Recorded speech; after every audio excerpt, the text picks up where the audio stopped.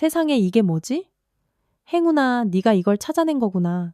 정숙 할머니는 행운이를 쓰다듬으며 감탄했어요. 이장님, 큰일 났어요. 폐가에서 금고가 나왔어요. 정숙 할머니가 부랴부랴 이장에게 전화를 걸었어요. 금고요? 아니, 그게 무슨 말씀이세요? 이장도 깜짝 놀라대물었죠. 우리 행운이가 계속 파던 곳에서 커다란 쇠금고가 나왔지 뭐예요? 이걸 대체 어떻게 해야 할까요? 이장은 망설임 없이 바로 경찰에 신고했습니다. 1시간쯤 지났을까? 경찰이 출동했어요. 정말 이 강아지가 여길 찾아냈다고요? 네. 며칠 밤낮으로 다른 데는 쳐다도 안 보고 여기만 파더라고요. 처음에는 그냥 흙장난하는 줄 알았는데 정숙 할머니가 차근차근 설명했어요. 전남 학동마을, 작은 산골마을 끝자락, 오래된 기와집에서 73살의 박정숙 할머니가 홀로 살고 있었어요. 20년 전 할아버지와 사별한 후 쭉 혼자였죠. 서울로 떠난 아들은 사업이 어렵다며 몇 년째 코빼기도 보이지 않았습니다. 살아는 있는 거겠지. 목소리라도 한번 들려주면 덧나나. 할머니는 툇마루에 앉아 무심하게 콩을 고르며 나지막이 읊조렸어요. 명절에 전화 한 통 없는 건 이제 예사실이 되어버렸죠. 낡은 텔레비전에선 주말 드라마가 지지직거리며 나오고 있었어요. 드라마 속 가족들이 옹기종기 모여 웃고 떠드는 모습에 할머니는 잠시 멍하니 화면을 바라봤습니다. 옛날에는 이 집에도 저런 웃음소리가 가득했었는데 이제 텔레비전 소리만이 텅 빈 집의 적막함을 겨우 달래주고 있었죠. 에이, 참. 쓸데없는 생각하고 있네. 할머니는 고개를 절레절레 저으며 다시 콩 고르는 일에 집중했어요. 벌레 먹은 콩과 멀쩡한 콩을 골라내는 단순한 일이었지만 적어도 손을 바쁘게 움직이는 동안은 외로움을 잊을 수 있었으니까요. 그날도 여느 때처럼 오후가 되자 정숙 할머니는 약초를 캐러 뒷산으로 향했습니다. 지팡이를 짚고 천천히 오르는 산길은 이제 눈 감고도 다닐 만큼 익숙했죠. 도라지, 더덕, 산나물 같은 걸 캐서 마을 장터에 내다 팔면 그럭저럭 한 달 생활비는 벌 수 있었거든요. 날씨 한번 좋네. 할머니는 파란 하늘을 올려다보며 만족스러운 미소를 지었어요. 구름 한 점 없는 하늘 아래 산 너머에서 불어오는 바람이 어찌나 시원하던지요. 산기슭을 오르던 중이었어요. 무너져가는 폐가 근처에서 이상한 소리가 들려왔습니다. 낑낑 하는 가냘픈 울음소리였죠. 어라? 이게 뭔 소리지? 할머니는 걸음을 멈추고 소리가 나는 쪽으로 귀를 기울였습니다. 폐가 담장 뒤편에서 하얀 털 뭉치 하나가 보였어요. 진돗개처럼 보이는 어미개가 무언가를 품에 꼭 끌어안고 있었습니다. 가까이 다가가 보니 세상에 6마리의 작은 새끼들이 어미 품에서 꼼지락거리고 있었어요. 아이고, 이런 데서 애를 낳았구먼. 할머니는 안타까운 마음에 저도 모르게 중얼거렸습니다. 어미개는 온몸이 진흙투성이었고 누가 봐도 몹시 지쳐 보였어요. 아마 며칠 전 쏟아진 폭우와 산사태를 피해 이곳으로 온 것 같았습니다. 새끼들도 하나같이 작고 약해 보였죠. 할머니가 조심스럽게 다가가자 어미개는 희미하게 경계하는 눈빛을 보냈습니다. 하지만 너무 지친 나머지 도망갈 힘조차 없어 보였어요. 괜찮다, 괜찮아. 할미는 나쁜 사람 아니야. 할머니는 부드러운 목소리로 어미개를 달랬습니다. 어미개는 마지막 남은 힘을 쥐어짜 새끼들을 핥아주고 있었어요. 새끼들이 꼭 건강하게 자라길 바라는 어미의 마음이 절절하게 느껴졌습니다. 할머니가 손을 내미는 바로 그 순간 어미개는 할머니를 한번 슬쩍 바라보더니 조용히 숨을 거두었습니다. 마치 우리 새끼들 좀 부탁한다는 듯이 말이에요. 아이고, 세상에. 할머니의 눈에 그만 눈물이 핑 돌았습니다. 어미개의 마지막 모습이 너무나 애처로웠어요. 새끼들은 어미가 움직이지 않자 불안한 듯 낑낑거리며 작게 울기 시작했습니다. 아직 눈도 제대로 뜨지 못한 아기들이 어미를 찾아 헤매는 모습이 정말 안쓰러웠죠. 에휴, 이걸 어쩐다. 할머니는 눈앞이 캄캄했습니다. 혼자 사는 몸으로 새끼 6마리를 어떻게 돌봐야 할지 막막했죠. 하지만 차마 그냥 두고 갈 수는 없었습니다. 이대로 두면 새끼들도 어미를 따라갈 게 불보듯 뻔했으니까요. 할머니는 입고 있던 옷자락을 풀어 새끼들을 조심스럽게 감싸 안았습니다. 새끼들은 따뜻한 품을 느끼자 조금은 안정되는 듯 했어요. 내 어미는 할미가 여기 양지 바른 곳에 잘 묻어줄게. 걱정 마라. 할머니는 어미개를 정성껏 묻어주었습니다. 폐가 옆 햇살이 잘 드는 곳에 작은 무덤을 만들어 주었죠. 집으로 돌아온 할머니는 툇마루에 담요를 깔고 새끼들을 눕혔습니다. 그리고 따뜻한 우유를 준비해서 조심스럽게 한 마리씩 먹여주었어요. 이제 너희들이 내 새 가족이구나. 할머니는 새끼들을 가만히 바라보며 말했습니다. 오랫동안 텅 비어 있던 집에 드디어 작은 생명이 찾아온 것입니다. 새끼들은 따뜻한 우유를 먹고 나서는 금세 편안하게 잠이 들었어요. 할머니는 아기들이 추울세라 담요를 꼭꼭 덮어주었습니다. 그날 밤 할머니는 정말 오랜만에 혼자가 아니라는 기분을 느꼈습니다. 새끼들의 작은 숨소리가 적막했던 집안을 가득 채우고 있었죠. 내일부터는 이름도 하나씩 지어줘야겠다. 할머니는 새끼들을 보며 생각했어요. 이 작은 생명들과 함께하는 새로운 일상이 시작되는 것 같았습니다. 다음 날 아침, 할머니는 새벽같이 일어나 새끼들의 상태부터 확인했습니다. 다행히 모두 건강해 보였고 작은 꼬리를 살랑살랑 흔들며 할머니를 반겼습니다. 밤새 어찌나 걱정했던지 새끼들이 무사한 모습을 보니 그제야 안도의 한숨이 나왔어요. 우리 아가들, 잘 잤어? 할머니가 부드럽게 말을 건네자 새끼들이 낑낑거리며 대답하는 듯 했습니다. 할머니는 부엌에서 따뜻한 우유를 데워 새끼들에게 먹여주었습니다. 새끼들은 배가 많이 고팠는지 정말 열심히 우유를 빨아댔어요. 그 모습을 보니 할머니의 마음도 덩달아 따뜻해졌습니다. 며칠만 돌봐주다가 혹시 주인이 나타나면 돌려줘야지. 할머니는 중얼거렸지만 마음 한편으로는 이미 새끼들에게 깊은 정이 들기 시작했습니다. 오후에 마을 이장이 할머니 댁을 찾아왔습니다. 강아지 새끼들 소문을 듣고 와본 것이었죠. 정숙 어머님, 개새끼들 키우시는 게 정말이에요? 이장이 툇마루에 털썩 앉으며 물었어요. 네, 산에서 어미 잃은 녀석들을 데려왔어요.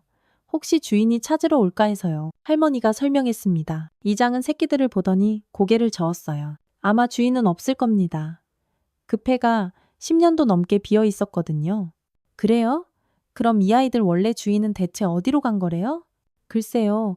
하루아침에 연기처럼 사라져버렸지. 이장이 말했습니다. 할머니는 이 말을 듣고 새끼들을 다시 한번 쳐다봤습니다.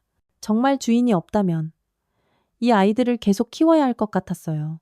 그날 저녁 할머니는 새끼들에게 이름을 지어주기로 했습니다. 6마리 모두 하얀 털을 가지고 있어서 꼭 복을 가져다 줄 것 같았죠. 너는 행운이, 너는 복실이, 너는 사랑이. 할머니는 새끼들을 하나씩 안아주며 다정하게 이름을 불러주었습니다. 그리고 너희 엄마는 복덩이라고 해줄게. 새끼들은 마치 자신의 이름을 알아듣는 듯 꼬리를 살랑거렸습니다. 할머니는 그 모습을 보며 빙그레 미소 지었습니다. 정말로 이 아이들과 한 가족이 될 것 같았어요. 며칠이 지나자 새끼들은 정숙 할머니에게 완전히 적응했습니다. 할머니가 부르면 쪼르르 달려오고 밤에는 할머니 곁에서 잠이 들었죠. 할머니도 새끼들 덕분에 하루하루가 무척 바빠졌습니다. 정말 신기한 일이야. 이 녀석들이 오고 나서 집이 이렇게 활기차진 게 얼마만인지. 할머니는 새끼들을 흐뭇하게 바라보며 혼잣말을 했습니다. 그러던 어느 날 저녁 이상한 일이 벌어졌습니다. 폐가 앞에 웬 정장 차림의 낯선 남자가 서성이고 있는 것을 마을 사람이 목격한 것입니다. 정숙 어머님, 오늘 저녁에 폐가 앞에 이상한 사람이 왔다 갔어요. 옆집 할머니가 부랴부랴 찾아와 말했습니다. 이상한 사람이요? 네, 멀끔하게 정장 빼입고 좋은 차까지 타고 와서는 폐가를 한참 쳐다보더라고요. 그러더니 여긴 아직도 비어 있습니까? 하고 묻고는 휙 사라졌어요. 할머니는 이 말을 듣고 뭔가 이상하다는 생각이 들었습니다. 10년 넘게 아무도 찾지 않던 폐가에 갑자기 누군가 관심을 보이다니 아무래도 수상했죠. 혹시 원래 주인이 돌아온 건 아닐까요? 할머니가 물었습니다. 글쎄요, 그런 것 같지는 않던데 너무 젊어 보이더라고요. 그날 밤 할머니는 새끼들과 함께 툇마루에 앉아 깊은 생각에 잠겼습니다. 폐가에 나타났다는 낯선 남자가 계속 마음에 걸렸어요. 행운아, 너희 엄마가 살던 곳에 누가 왔었나 보다. 할머니가 행운이를 쓰다듬으며 말했습니다. 행운이는 할머니의 말을 알아듣기라도 한 듯 고개를 갸웃거렸어요. 다른 새끼들도 할머니 주위로 옹기종기 모여 앉았습니다. 며칠 후 할머니는 장을 보러 마을에 나갔다가 그 남자에 대한 더 자세한 이야기를 들었습니다. 그 사람 서울에서 온 것 같더라. 차 번호판이 서울이던데. 마을 사람이 말했습니다. 서울에서. 뭐하러 이런 시골 깡촌까지 와서 폐가를 찾는 걸까? 할머니는 정말 궁금했어요. 혹시 땅이라도 사려는 건 아닐까? 요즘 도시 사람들이 시골 땅 많이 산다던데. 할머니는 집으로 돌아와서도 계속 그 일이 신경 쓰였습니다. 복덩이가 죽은 곳이고 새끼들이 태어난 곳인데 누군가 그곳을 함부로 건드린다면 기분이 영 좋지 않을 것 같았어요. 복덩아, 혹시 내가 알던 사람이었을까? 할머니는 폐가 쪽을 물끄러미 바라보며 중얼거렸습니다. 그날 밤 새끼들 중 하나인 행운이가 계속 폐가 쪽을 향해 컹컹 짖었습니다. 평소에는 조용하던 행운이가 이상하게 구는 것이 마음에 걸렸죠. 행운아, 왜 그래? 거기 뭐 있니? 할머니가 행운이를 달래려 했지만 행운이는 계속해서 불안해했습니다. 할머니는 행운이의 반응을 보며 뭔가 심상치 않다는 생각이 들었어요. 동물들은 사람보다 예민하게 뭔가를 감지한다던데 혹시 행운이가 무언가를 알고 있는 건 아닐까 하는 생각이 들었습니다. 며칠이 지나도 행운이의 이상한 행동은 계속되었습니다. 특히 밤만 되면 폐가 쪽을 향해 짖거나 안절부절 못하는 모습을 보였죠. 이상하다. 이건 분명히 뭔가 있어. 할머니는 행운이의 행동을 지켜보며 확신했습니다. 새끼들이 할머니 집에 온 지 일주일이 지났을 무렵 정말 이상한 일이 벌어지기 시작했습니다. 행운이가 매일 같은 시간에 폐가 쪽으로 달려가더니 특정한 곳을 계속해서 파고 있는 것이었어요. 행운아, 거기서 뭘 그렇게 파는 거야? 할머니는 행운이의 행동이 하도 신기해서 슬쩍 따라가 봤습니다. 행운이는 폐가 뒤편의 한 지점을 정말 집요하게 파고 있었어요. 앞발로 맹렬하게 흙을 파내는 모습이 마치 무언가를 애타게 찾고 있는 것 같았습니다. 여기에 뭐라도 있는 거니? 할머니는 행운이가 파는 곳을 자세히 살펴봤습니다. 하지만 다른 곳과 별다를 게 없어 보이는 평범한 땅이었죠. 며칠이 지나도 행운이는 똑같은 곳을 계속 팠습니다. 다른 새끼들은 마당에서 신나게 노는데 유독 행운이만 그 자리에 집착했어요. 혹시 정말로 여기에 뭔가 묻혀 있는 건 아닐까? 할머니는 행운이의 끈질긴 행동을 보며 그런 생각을 하기 시작했습니다. 결국 할머니는 집에서 호미를 가져와 행운이가 파던 곳을 조심스럽게 파보기로 했습니다. 혹시 모르니까 직접 확인해 보는 게 좋을 것 같았어요. 행운아, 할미가 대신 파볼게. 이리 온. 할머니는 호미로 천천히 땅을 파기 시작했습니다.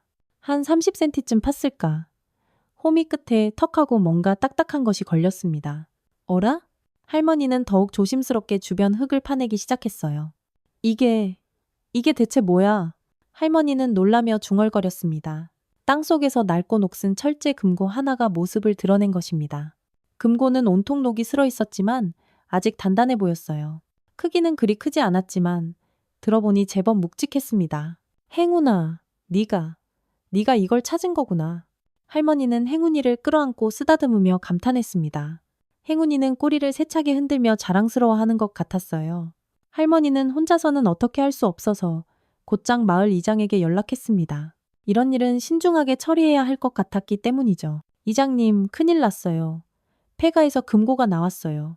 할머니가 다급하게 전화를 걸었습니다. 네? 금고요? 그게 무슨 소리세요? 이장도 깜짝 놀라며 물었습니다. 우리 행운이가 계속 파던 곳에서 철제 금고가 나왔다니까요. 이걸 어떡하면 좋죠? 이장은 즉시 경찰에 신고했습니다. 이런 경우에는 반드시 공식적인 절차를 거쳐야 한다고 말했죠. 1시간 후 경찰이 출동했습니다.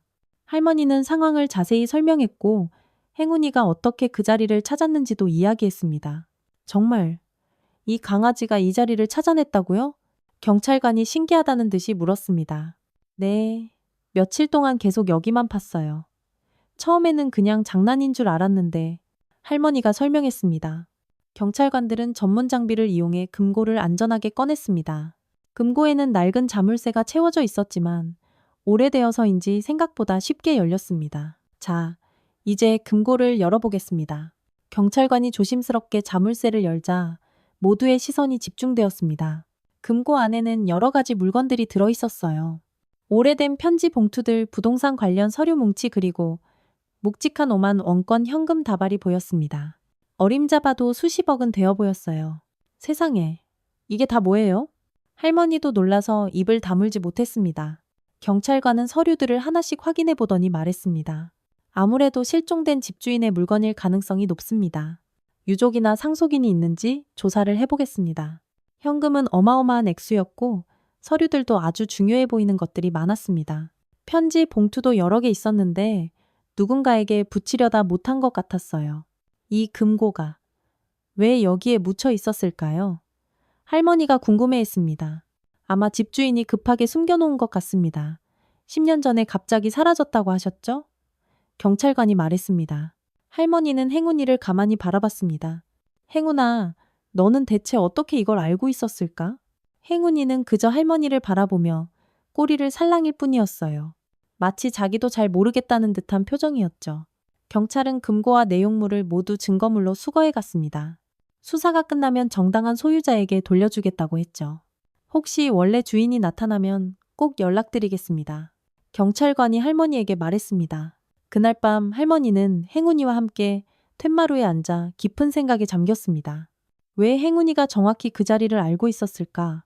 단순한 우연이었을까? 아니면 어미 개인 복덩이가 무언가를 남긴 것일까? 행운아, 내 엄마가 뭔가 알고 있었던 건 아닐까? 할머니가 행운이에게 속삭이듯 물었습니다. 행운이는 할머니의 말을 듣는 듯 고개를 갸웃거렸습니다. 다른 새끼들도 할머니 주변으로 모여들어 재롱을 부렸어요. 할머니는 어딘가 마음이 찜찜했습니다. 금고를 찾은 것은 다행이었지만 왜 복덩이가 하필 그 근처에서 새끼를 낳았는지, 그리고 행운이가 어떻게 그 자리를 알았는지 모든 것이 의문투성이었죠. 분명히 뭔가 이유가 있을 거야. 할머니는 확신했습니다. 복덩이와 새끼들이 자신에게 온 것도 금고를 찾게 된 것도 모두 단순한 우연이 아닐 것 같았어요. 그날 밤 행운이는 다시 폐가 쪽을 향해 짖기 시작했습니다. 금고를 찾았는데도 여전히 무언가 불안해하는 것 같았어요. 금고가 발견된 지 사흘이 지났을 때 할머니의 평온한 일상에 또 다른 변화가 찾아왔습니다. 그날 오후 서울에서 온 듯한 정장 차림의 젊은 여성이 할머니 집을 찾아온 것입니다. 혹시 박정숙 어르신 댁이 맞나요? 여성이 정중하지만 어딘가 차가운 목소리로 물었습니다.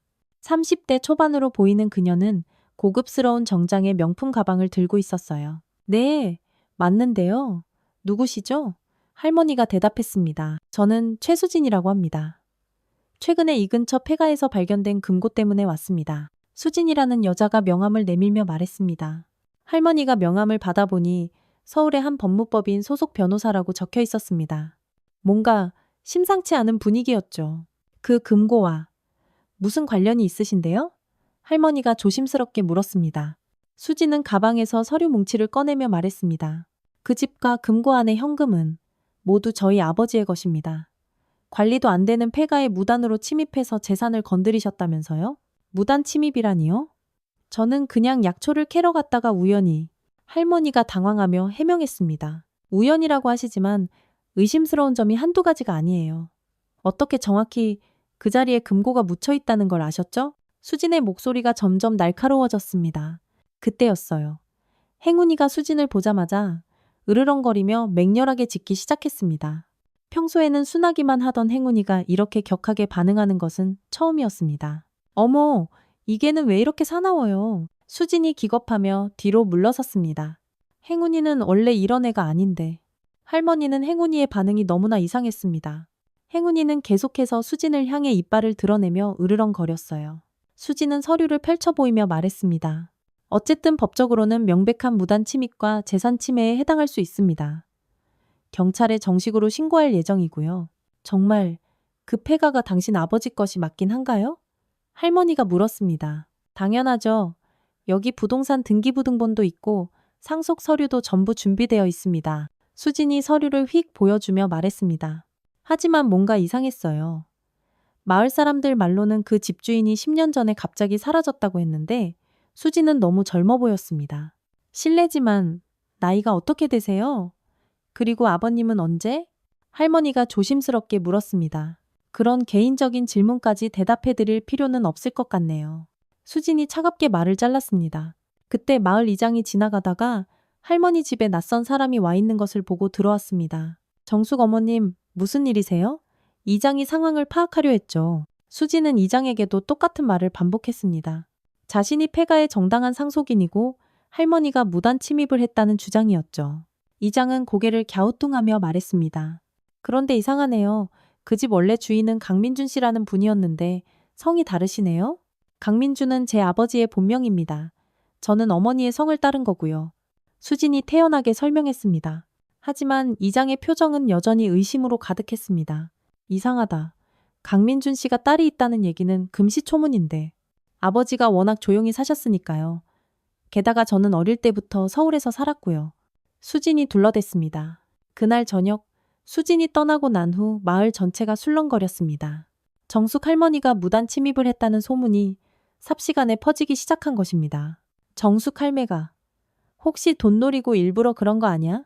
원래부터 금고 있는 거 알고 접근한 거 아니냐고 마을 사람들 사이에 수군거리는 소리가 들려왔습니다. 할머니는 이런 뜬 소문들을 듣고 마음이 무너져 내리는 것 같았어요. 평생을 정직하게 살아온 자신이 하루아침에 도둑 취급을 받다니 너무나 억울했습니다. 행운아, 사람들이 할미를 나쁜 사람이라고 생각하나 봐. 할머니가 행운이에게 속마음을 털어놓았습니다. 행운이는 할머니의 손을 핥아주며 위로하는 듯 했습니다. 다른 새끼들도 할머니 주위로 옹기종기 모여 앉았죠. 그날 밤 수진이 할머니네 마당에 몰래 들어오는 일이 벌어졌습니다. 아마도 무언가를 확인하려던 것 같았어요. 그런데 수진이 마당에 발을 들여놓는 순간 행운이가 그녀를 향해 미친 듯이 짖으며 달려들었습니다. 평소의 온순한 모습과는 완전히 다른 맹수 같은 모습이었어요. 수진이 비명을 지르며 뒤로 나자빠졌습니다. 이 개가 미쳤나 봐. 할머니가 급히 뛰쳐나와 행운이를 달랬습니다. 행운아, 왜 이래? 진정해. 이 개 때문에 다칠 뻔했잖아요. 이거 완전 미친 게 아니에요? 수진이 새파랗게 질려 화를 내며 소리쳤습니다. 미안해요. 평소에는 정말 이런 애가 아닌데 할머니가 연신 사과했습니다. 하지만 할머니는 행운이의 반응이 결코 예사롭지 않다고 생각했어요. 행운이가 이렇게까지 강하게 경계하는 사람은 수진이 처음이었거든요. 왜 그러는 거니? 행운아, 너도 무언가 알고 있는 거야? 할머니는 행운이를 바라보며 중얼거렸습니다. 행운이는 수진이 완전히 사라질 때까지 계속해서 경계를 늦추지 않았습니다. 마치 수진이 아주 위험한 사람이라는 것을 온몸으로 말해주는 듯 했어요. 수진의 방문 이후 며칠이 지났지만 마을의 분위기는 여전히 어수선했습니다. 경찰 수사가 시작되었고 할머니를 향한 의심의 눈초리들은 계속되고 있었죠. 할머니는 이런 상황이 견디기 힘들었지만 행운이와 새끼들이 곁에 있어주어 그나마 버틸 수 있었습니다. 그러던 어느 날 아침 우체부가 할머니 집을 찾아왔습니다. 손에는 두툼한 등기우편 봉투를 들고 있었죠. 박정숙 어르신 맞으시죠? 서울에서 온 등기우편입니다. 우체부가 봉투를 내밀었습니다. 할머니는 봉투를 받아보며 깜짝 놀랐습니다. 보낸 곳은 서울의 한 법무법인이었고 봉투에는 강민준 유언장 관련 수신인 박정숙이라는 글씨가 선명하게 적혀 있었습니다. 강민준. 폐가 주인 이름이잖아. 할머니는 떨리는 손으로 봉투를 바라봤습니다. 왜 자신에게 그 사람의 유언장이 왔는지 도무지 이해할 수가 없었죠. 할머니는 서둘러 봉투를 열어보았습니다. 안에는 법무법인의 공식 문서와 함께 손으로 쓴 낡은 편지 한 통이 들어있었어요. 법무법인 문서를 먼저 읽어본 할머니는 그 자리에 얼어붙고 말았습니다. 너무나 충격적인 내용이었기 때문이죠. 구 강민준 씨께서 생전에 박정숙 씨를 유일한 상속인으로 지정하셨으며 본인의 사망 확인 후 편지와 함께 유언장을 전달하도록 법적 절차를 모두 밟아두셨습니다. 상속인이라고? 나를? 할머니는 도저히 믿을 수가 없었습니다. 강민준이라는 사람을 만난 기억조차 전혀 없는데 왜 자신을 상속자로 지정했단 말인가요? 손으로 쓴 편지를 펼쳐보는 할머니의 손이 사시나무처럼 떨렸습니다. 그런데 그 필체를 보는 순간 가슴 깊은 곳에서 아주 오래된 기억 하나가 희미하게 떠올랐습니다. 이 글씨, 어디서 본 것 같은데? 할머니는 편지를 더 자세히 들여다봤습니다. 편지는 이렇게 시작되었어요. 정수가, 이 편지를 네가 읽고 있다면 나는 이미 이 세상 사람이 아니겠지. 50년이라는 긴 시간이 흘렀지만 나는 단 한순간도 너를 잊은 적이 없었단다. 할머니의 가슴이 쿵 하고 내려앉았습니다. 50년 전의 기억이 조금씩, 아주 조금씩 되살아나고 있었어요. 혹시 민준이? 할머니는 나지막이 중얼거렸습니다. 그 이름을 부르는 순간 젊은 시절의 기억들이 파도처럼 밀려왔습니다. 편지는 계속되었습니다. 우리가 헤어진 후 나는 줄곧 이 마을에서 너를 기다렸어. 네가 결혼해서 행복하게 살고 있다는 소식을 들었지만 나는 끝까지 혼자 살았단다. 내 곁에는 복덩이 저 개만이 유일한 동반자였지. 복덩이. 그 개 이름이 복덩이였구나. 할머니는 행운이를 바라보며 모든 것을 깨달았습니다. 복덩이가 바로 강민준의 개였고 그래서 새끼들이 그 폐가 근처에서 태어난 것이었습니다. 편지를 계속 읽어보니 강민준 씨가 정숙 할머니에 대한 마음을 평생 가슴에 품고 살았다는 내용이 절절하게 담겨 있었습니다. 그리고 자신의 모든 재산을 할머니에게 남기고 싶다는 의사도 분명히 밝혀져 있었죠. 복덩이가 새끼를 낳으면 그 새끼들을 통해 너에게 내 마음을 전하고 싶었다. 하지만 복덩이는 죽고 새끼들만 남았구나. 아마 그 영리한 녀석들이 너를 찾아갔을 것이다. 할머니는 이 대목을 읽고 그만 눈물을 왈칵 쏟고 말았습니다. 복덩이가 새끼들을 데리고 자신을 찾아온 것이 결코 우연이 아니었던 것입니다. 금고 안에는 내가 평생 모은 것들이 들어있다. 그것도 모두 너에게 주고 싶었던 것들이야. 복덩이가 그 장소를 알고 있을 것이다. 할머니는 행운이가 어떻게 금고의 위치를 정확히 알았는지 이제야 모든 퍼즐이 맞춰지는 것 같았습니다. 어미 개인 복덩이가 새끼들에게 무언가를 전달했던 것이 틀림없었어요. 편지 마지막 부분에는 이런 내용이 적혀 있었습니다. 미안하다 정수가. 평생 용기를 내지 못해서 이렇게밖에 내 마음을 전하지 못했다. 하지만 내 마음만은 진심이었다. 이제라도 내가 가진 모든 것을 너에게 주고 싶다. 부디 복덩이와 그 새끼들이 너에게 큰 행복을 가져다 주기를 바란다. 할머니는 편지를 다 읽고 나서 한참을 멍하니 앉아 있었습니다. 50년 전 아득하기만 했던 기억들이 어제 일처럼 선명하게 떠올랐습니다. 강민주는 정숙 할머니가 20살 때 잠시 만났던 애틋한 첫사랑이었습니다. 하지만 집안의 극심한 반대로 헤어질 수밖에 없었고 할머니는 다른 사람과 결혼해야만 했죠. 그 후로는 강민준의 소식을 전혀 들을 수 없었습니다. 민준아, 네가 계속 여기에 있었구나. 할머니는 폐가 쪽을 물끄러미 바라보며 중얼거렸습니다. 행운이는 할머니의 변화를 느꼈는지 조용히 다가와 할머니의 손을 핥았습니다. 마치 모든 것을 이해하고 위로하는 것 같았어요. 그때 마을 이장이 헐레벌떡 할머니 집으로 뛰어들어왔습니다. 경찰서에서 연락이 왔다고 했죠. 정숙 어머님, 큰일 났어요. 그 최수진이라는 여자, 그거 완전 사기꾼이었대요. 이장이 흥분하며 말했습니다. 사기꾼이요? 네. 경찰이 조사해보니 강민준 씨에게는 딸이 없다고 해요. 그리고 최수진이 가져온 서류들도 전부 위조된 가짜 서류였답니다. 할머니는 이 소식을 듣고 놀랐습니다. 그렇다면 수진은 대체 왜 그런 거짓말을 한 걸까요? 그런데 더 놀라운 소식이 있어요. 강민준 씨가 어머님을 상속자로 지정한 진짜 유언장이 발견됐대요. 이장이 계속해서 설명했습니다. 할머니는 손에 들고 있던 편지를 이장에게 보여주었습니다. 방금 이것도 왔어요. 이장은 편지를 읽어보고는 입을 쩍 벌리며 감탄했습니다. 세상에, 이런 정말 드라마 같은 일이 다 있네요. 그날 저녁 할머니는 행운이와 새끼들을 데리고 폐가를 찾아갔습니다. 강민준이 살았던 곳을 직접 보고 싶었어요. 폐가는 으스스하게 비어 있었지만 할머니의 눈에는 옛 기억들이 아른거리고 있었습니다. 이곳에서 강민준이 50년 동안이나 자신을 기다리며 홀로 살았다는 것이 도무지 믿어지지가 않았습니다. 민준아, 미안해. 내가 여기 있는 줄도 모르고. 할머니는 폐가를 바라보며 나지막이 말했습니다. 행운이는 할머니 곁에서 조용히 앉아 있었습니다.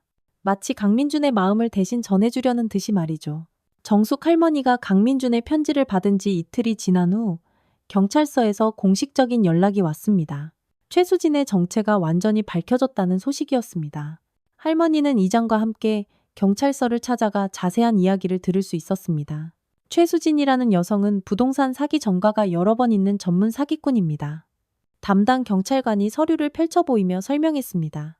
최근에 이 지역 부동산 개발 정보를 입수하고 주인이 없는 이 폐가를 노리고 접근했던 것 같습니다. 그럼 처음부터 전부 거짓말이었던 거네요. 할머니가 물었습니다. 네, 위조 서류까지 만들어서 정당한 상속인인 척 연기한 겁니다. 하지만 강민준 씨의 진짜 유언장이 발견되면서 모든 거짓말이 들통났죠. 경찰관은 계속해서 설명했습니다. 강민준 씨는 3년 전에 이미 세상을 떠났으며 생전에 정식으로 유언장을 작성해서 법무법인에 보관해 두었다는 것이었습니다. 그리고 그 유언장에는 분명히 박정숙 할머니를 유일한 상속인으로 지정해 놓았다고 했습니다. 그런데 어떻게 제가 상속자가 될 수 있나요? 저는 강민준 씨와 가족도 아닌데요. 할머니는 여전히 믿기 어렵다는 듯이 물었습니다. 법적으로는 고인의 유언이 가장 중요합니다. 가족이 아니더라도 유언장에 명시되어 있으면 상속이 가능합니다. 경찰관이 친절하게 설명해 주었죠. 이장이 옆에서 거들었습니다. 정숙 어머님, 이제 그 폐가와 금고 안의 재산이 전부 어머님 것이 되는 거네요. 할머니는 아직도 현실감이 없었습니다. 하루아침에 어마어마한 집과 돈을 상속받게 되다니 정말 꿈만 같았죠. 경찰서를 나온 후 할머니는 이장과 함께 집으로 돌아왔습니다. 행운이와 새끼들이 꼬리를 치며 반갑게 맞이해 주었어요. 행운아, 할미한테 정말 큰일이 생겼다. 할머니가 행운이를 쓰다듬으며 말했습니다. 내 아버지 뻘 되는 분이 할미한테 아주 큰 선물을 주셨어. 행운이는 꼬리를 흔들며 할머니를 올려다봤습니다. 마치 모든 것을 이해한다는 듯한 깊은 눈빛이었어요. 그날 저녁, 할머니는 혼자 조용히 생각에 잠겼습니다. 강민준의 편지를 다시 읽어보며 50년 전의 기억을 찬찬히 되짚어 보았죠. 강민준은 할머니보다 2살 많은, 글을 잘 쓰고 마음이 따뜻했던 청년이었습니다. 두 사람은 마을 축제에서 처음 만나 서로 깊이 사랑하게 되었지만 집안의 반대로 헤어져야만 했습니다. 당시 할머니의 부모님은 강민준의 집안이 가난하다는 이유로 결혼을 결사반대했었죠. 대신 다른 마을의 부잣집 아들과 혼인을 정해놓은 상태였습니다. 할머니는 부모님의 뜻을 거역할 수 없어서 강민준과 눈물로 이별해야 했습니다. 그때 조금만 더 용기를 냈어야 했는데 할머니는 깊은 후회에 잠겼습니다. 하지만 그 시절에는 부모의 뜻을 거역하기가 하늘의 별 따기보다 어려웠습니다. 결혼 후 할머니는 남편을 따라 서울 근교로 이사를 갔고 아들을 낳고 평범한 주부로 살았습니다. 남편이 일찍 세상을 떠난 후에야 고향으로 다시 돌아와 혼자 지내게 된 것이었죠. 민준이는 계속 여기서 나를 기다리고 있었구나. 할머니의 눈에 또다시 뜨거운 눈물이 고였습니다. 며칠 후 법무법인에서 담당 변호사가 직접 할머니를 찾아왔습니다. 본격적인 상속 절차를 진행하기 위해서였죠. 박정숙 어르신, 강민준 씨께서 남기신 재산 목록입니다. 변호사가 서류를 펼쳐 보였습니다. 목록을 보니 폐가와 그 주변 땅, 그리고 금고 안에 있던 현금을 합쳐 수십억 원에 달하는 어마어마한 액수였습니다. 게다가 은행 예금도 제법 있었죠. 이 모든 게 정말로 제 것이 되는 건가요? 할머니가 믿어지지 않는다는 표정으로 물었습니다. 네, 유언장에 명확히 기재되어 있습니다. 다만 한 가지 조건이 있습니다. 변호사가 말했습니다. 조건이요? 네. 강민준 씨께서 어미 개인 복덩이와 그 새끼들을 끝까지 잘 돌봐달라고 신신당부하셨습니다. 그것이 유일한 조건입니다. 할머니는 행운이와 새끼들을 바라보며 환하게 미소 지었습니다. 그건 너무나 당연한 일이죠. 이 아이들은 이미 제 가족인걸요. 변호사는 고개를 끄덕이며 말했습니다. 그럼 상속 절차를 바로 진행하겠습니다. 며칠 안에 모든 서류가 완료될 예정입니다. 상속 절차가 완료된 후 할머니는 폐가를 직접 둘러보았습니다. 오래되어 수리가 필요했지만 집의 골격은 튼튼해 보였어요. 폐가 안에는 강민준의 흔적들이 곳곳에 고스란히 남아 있었습니다. 책상 위에는 할머니에 대한 그리움을 담은 낡은 일기들이 있었고 벽에는 50년 전 두 사람이 함께 찍었던 흑백 사진이 걸려 있었습니다. 이런 사진까지 간직하고 있었구나. 할머니는 사진을 보며 울컥했습니다. 사진 속 젊은 두 사람은 정말 행복해 보였거든요. 한쪽 구석에는 복덩이가 쓰던 낡은 계집도 있었습니다. 강민준이 복덩이를 얼마나 아꼈는지 한눈에 알 수 있었죠. 복덩아, 네 주인이 정말 좋은 사람이었구나. 할머니는 행운이에게 말했습니다. 행운이는 아버지의 흔적이 남아있는 집이 신기한 듯 여기저기 냄새를 맡고 다녔습니다. 그날 저녁 할머니는 마을 사람들에게 모든 상황을 설명했습니다. 처음에는 할머니를 의심했던 사람들도 진실을 알고 나서는 진심으로 사과했어요. 정숙 어머님, 정말 미안했어요. 저희가 어머님을 의심해서 정말 죄송해요. 마을 사람들이 고개를 숙이며 사과했습니다. 괜찮아요. 저도 처음에는 믿기 어려웠는걸요.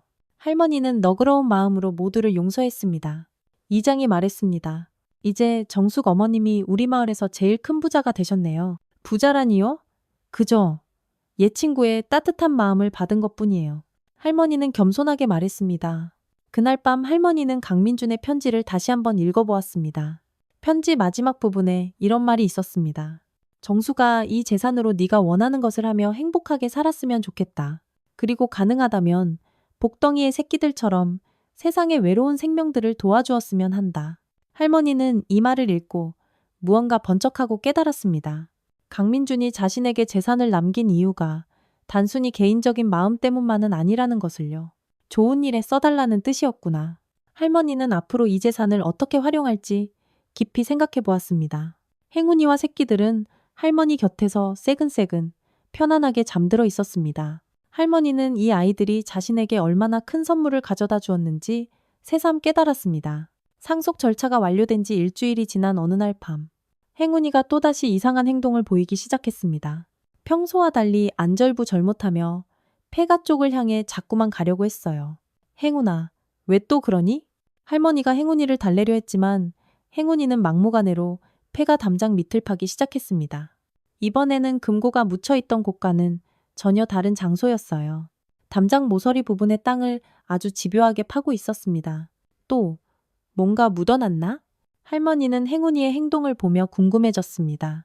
지난번 금고를 찾은 경험이 있었기에 이번에도 뭔가 있을 가능성이 높다고 생각했죠. 다음 날 아침, 할머니는 호미를 들고 행운이가 파던 곳을 직접 파보기로 했습니다. 행운이는 할머니 옆에서 꼬리를 살랑이며 응원하는 듯 했어요. 행운아, 이번엔 또 뭐가 나올까? 할머니가 호미로 조심스럽게 땅을 파기 시작했습니다. 얼마 파지 않아 흙 속에서 작은 금속 냄새가 났습니다. 조금 더 파내니 작은 철제 보관함 하나가 나타났어요. 금고보다는 훨씬 작았지만 제법 묵직했습니다. 이것도 민준이가 묻어놓은 걸까? 할머니는 보관함을 조심스럽게 꺼냈습니다.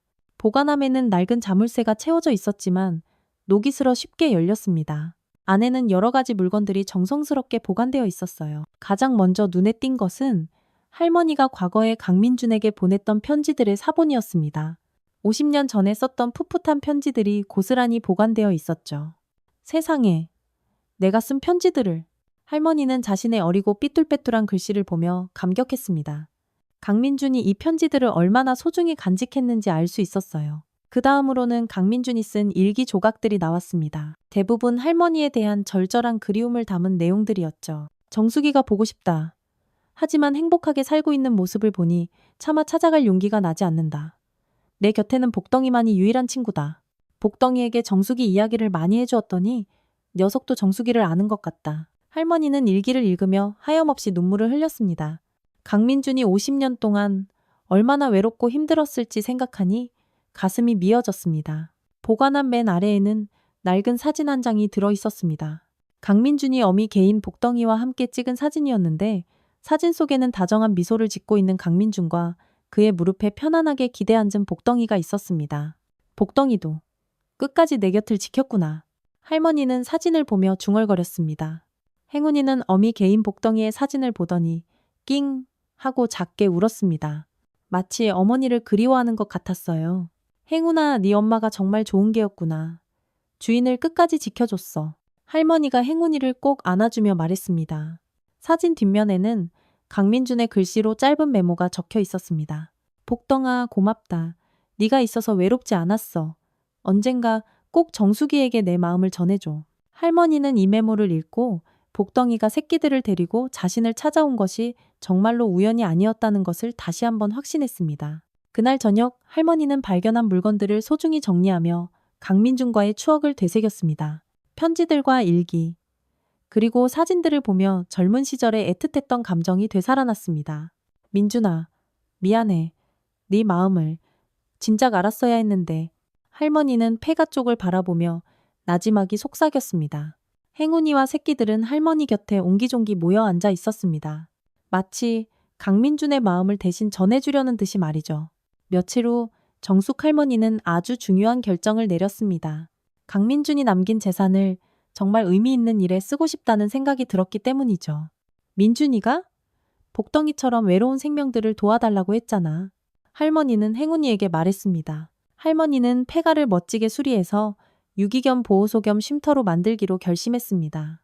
행운이와 새끼들처럼 보호가 필요한 개들을 따뜻하게 돌보는 곳으로 만들고 싶었어요.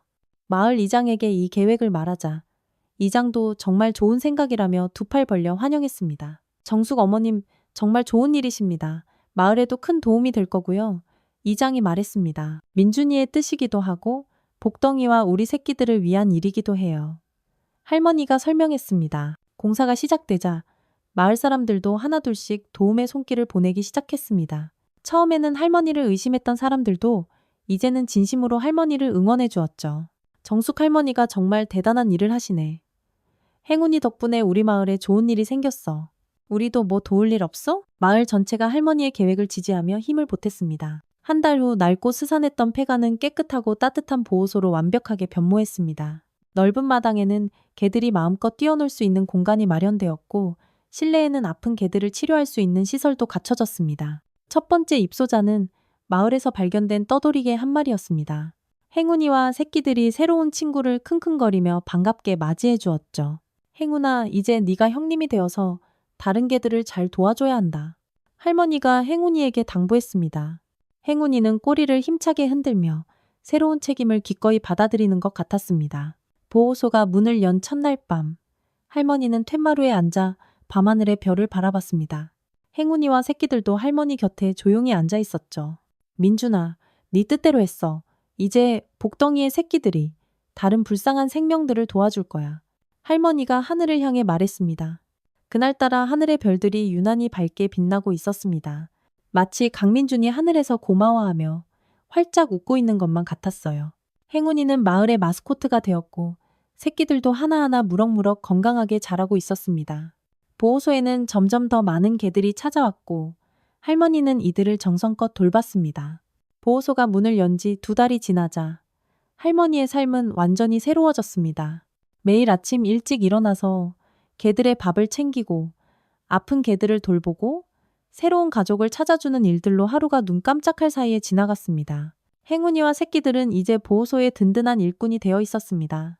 새로 들어온 개들이 잘 적응할 수 있도록 도와주고 사람들이 방문하면 쪼르르 달려가 반갑게 맞이해주는 역할을 톡톡히 해내고 있었죠. 행운아, 정말 다 컸구나. 의젓해졌어. 할미가 네 덕을 톡톡히 본다. 할머니는 행운이를 쓰다듬으며 감사한 마음을 표현했습니다. 행운이는 할머니의 칭찬에 꼬리를 살랑이며 자랑스러워하는 것 같았어요. 새끼들도 각자의 역할을 찾아가며 신나게 생활하고 있었습니다. 어느 날 오후, 할머니는 보호소 마당에서 개들과 함께 평화로운 휴식을 취하고 있었습니다. 따스한 햇살이 내려쬐고 개들이 행복하게 뛰노는 모습을 보니 마음이 절로 흐뭇했죠. 그때 행운이가 할머니에게 다가오더니 입에 무언가를 툭 내려놓았습니다. 작고 반짝이는 것이었어요. 이게 뭐니? 할머니는 바닥에 떨어진 것을 조심스럽게 주워들었습니다. 그것은 작은 펜던트 하나였습니다. 은으로 된 작은 하트 모양의 펜던트였는데 아주 오래되어 보였지만 소중하게 관리된 흔적이 역력했죠. 펜던트를 자세히 살펴보니 작은 경첩이 달려 있었습니다. 살며시 열어보니 안에는 아주 작은 쪽지가 곱게 접혀서 들어 있었습니다. 행운아, 이걸 어디서 찾았어? 할머니가 물었지만 행운이는 그저 꼬리를 흔들며 할머니를 바라볼 뿐이었습니다. 할머니는 떨리는 손으로 쪽지를 조심스럽게 펼쳐보았습니다. 아주 작은 글씨로 익숙한 손글씨가 적혀 있었습니다. 강민준의 필체였어요. 이 집이 당신의 따뜻함으로 가득하기를 바랍니다. 여전히 당신 편이었던 강민준 올림. 할머니의 눈에서 또 한 줄기 눈물이 주르륵 흘러내렸습니다. 강민준이 마지막까지 자신을 생각하며 남긴 애틋한 메시지였습니다. 민준아, 정말 고마워. 할머니는 펜던트를 가슴에 꼭 끌어안으며 속삭였습니다. 행운이는 할머니의 반응을 보며 만족스러워하는 것 같았어요. 마치 아주 중요한 임무를 마침내 완수한 듯한 표정이었습니다. 그날 저녁, 마을 이장이 또 좋은 소식을 가지고 찾아왔습니다. 정숙 어머님, 군청에서 연락이 왔어요. 우리 보호소 운영비를 지원해주겠다고 합니다. 이장이 덩실덩실 춤을 추며 기뻐했습니다. 정말이요? 세상에, 그럼 더 많은 아이들을 도울 수 있겠네요. 할머니도 활짝 웃으며 기뻐했습니다. 그뿐만이 아니에요. 시에서도 모범 사례로 선정해서 다른 지역에도 널리 소개하겠다고 합니다. 이장이 신이 나서 계속 설명했습니다. 할머니의 보호소는 점점 유명해져서 다른 지역에서도 견학을 오는 사람들이 많아졌습니다. 행운이와 새끼들은 방문객들의 인기 스타가 되었죠. 어머, 이 개들은 정말 영리하네요. 사람을 어쩜 이렇게 좋아해요? 방문객들이 감탄하며 말했습니다. 우리 행운이가 이 보호소의 시작이에요. 이 아이가 없었으면 이런 일은 시작도 못했을 겁니다. 할머니가 자랑스럽게 설명했습니다. 몇 달이 더 지나자 보호소는 지역을 대표하는 명소가 되었습니다. 많은 개들이 좋은 가족을 찾아 떠나갔고 할머니도 지역 사회에서 존경받는 인물이 되었죠. 어느 날 저녁, 할머니는 툇마루에 앉아 행운이와 새끼들과 함께 아름다운 노을을 바라보고 있었습니다. 붉게 물든 저녁 노을 속에서 개들이 평화롭게 뛰노는 모습이 한 폭의 그림 같았어요. 사람이든 개든 끝까지 제자리를 지키는 놈들이 진짜 진국이야. 할머니는 나지막이 중얼거렸습니다. 행운이는 할머니의 무릎에 머리를 기대고 편안하게 눈을 감고 있었어요. 새끼들도 주변에서 장난치며 뒹굴고 있었습니다. 행운아, 내 덕분에 이 할미가 남은 인생을 이렇게 보람차게 보내게 됐어. 할머니가 행운이에게 진심으로 고마움을 표현했습니다. 행운이는 할머니를 올려다보며 꼬리를 살랑거렸습니다. 그 까만 눈동자에는 깊은 애정과 만족감이 담겨 있었어요. 할머니는 강민준의 펜던트를 만지작거리며 생각했습니다. 50년 전 헤어진 첫사랑이 이런 놀라운 방식으로 자신의 삶을 송두리째 바꿔놓을 줄은 상상도 못했습니다.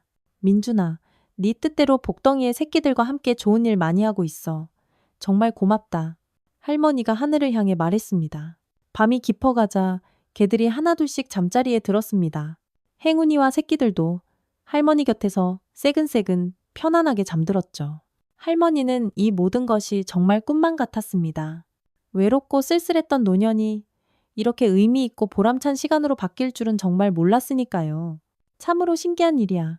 폐가에서 저 새끼들을 구한 것이 이런 엄청난 변화를 가져올 줄이야. 할머니는 감사한 마음으로 중얼거렸습니다. 창밖으로는 밤하늘의 별들이 보석처럼 반짝이고 있었습니다. 그 중에서도 유난히 밝게 빛나는 별 하나가 꼭 할머니를 따뜻하게 바라보고 있는 것 같았어요. 민준아, 편히 쉬어. 복덩이의 새끼들이 앞으로도 계속 좋은 일 할 테니까. 할머니는 별을 바라보며 약속했습니다. 다음 날 아침, 할머니는 여느 때처럼 일찍 일어나 개들의 아침 식사를 준비했습니다. 행운이와 새끼들이 먼저 일어나 다른 개들을 깨우고 있었어요. 우리 행운이 정말 책임감이 대단하구나. 할머니는 그 모습을 보며 흐뭇하게 미소 지었습니다. 보호소 마당에는 아침 햇살이 따사롭게 내려쬐고 있었습니다. 개들이 기지개를 켜며 활기차게 새로운 하루를 시작하고 있었죠. 할머니는 이 평화로운 풍경을 바라보며 가슴 벅찬 만족감을 느꼈습니다. 강민준의 지고지순한 사랑과 복덩이 새끼들의 기적 같은 인도로 찾게 된 이 새로운 삶이 너무나 소중했습니다. 행운이는 할머니 곁으로 다가와 꼬리를 흔들며 새로운 하루의 인사를 건넸습니다. 그 눈동자는 오늘도 따뜻하고 깊게 빛나고 있었습니다. 구독과 좋아요로 정숙 할머니와 행운이 그리고 복덩이 새끼들의 행복을 응원해주세요. 구독과 좋아요는 물론 무료입니다.